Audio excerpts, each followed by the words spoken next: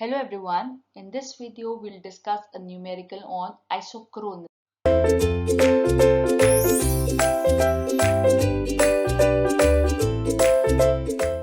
So we are given the case of a Hartnell governor, which is a spring-loaded governor, and it says that the balls are 400 mm apart when controlling force is 1500 Newton, and they are 240 mm apart when controlling force is 800 Newton.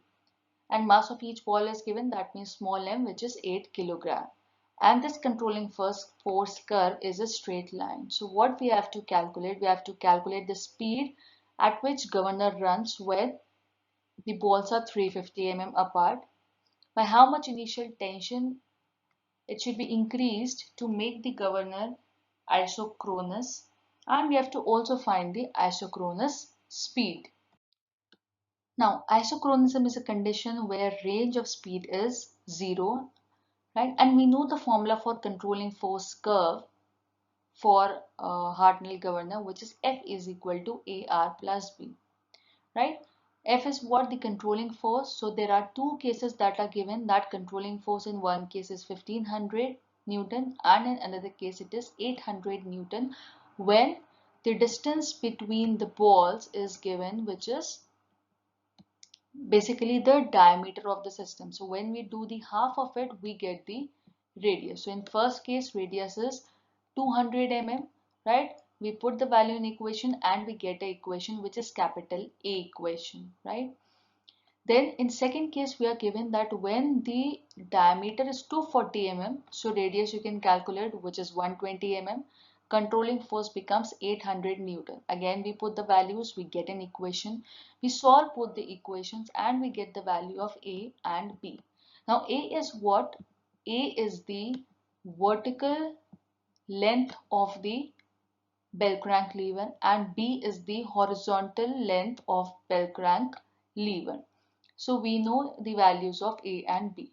Now we also know that this controlling force is equal to the value of centrifugal force in equilibrium condition, which is mr omega square.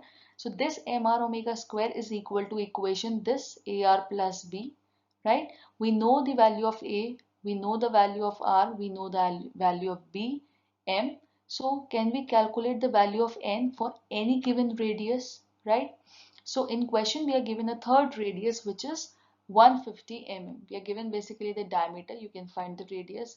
So any radius that is being given, for that we can calculate speed using this equation, right? All the variables are known, only only N we have to calculate.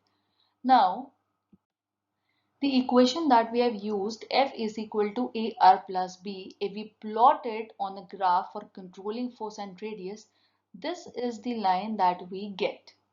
But for isochronism, for the condition of isochronism, this controlling force line, it should pass from origin. That means the value of B should be equal to 0.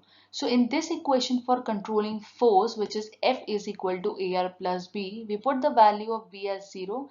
The value of force we get, it is 1750 Newton. So the question says that for isochronism, what should be the increment? So initially it was 1500 Newton.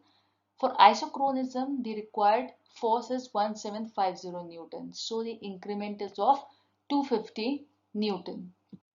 Now the third part says that when we are achieving the condition of isochronism, what should be the speed? So for isochronism, the value of force is 1750.